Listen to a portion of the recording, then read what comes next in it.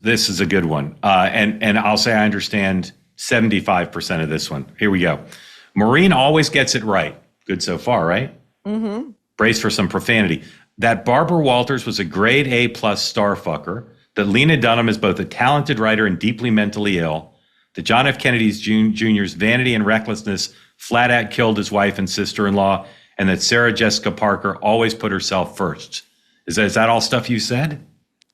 Yeah, I don't know if I said it in those exact words, but guilty as charged. All right. All that's genius. And this is this thing I want to drill down on is you write about and talk about these people with such verve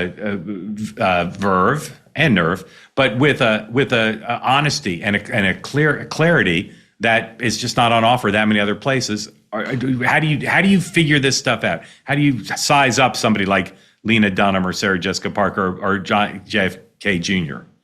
How do you do it?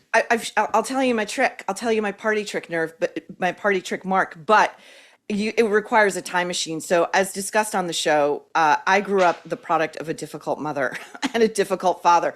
And you learn at a very early age how to clock a room and how to clock a mood and how to know when what somebody's saying isn't lining up with what they're doing or they intend to do. And so, I consider myself on the level, frankly, of an FBI criminal profiler. I can spot these people in the wild. And I'm also just a huge fan of pop culture. And I think that's where the fun comes in, and the absurdity and the appreciation of the absurdity. And we just did Ryan Reynolds.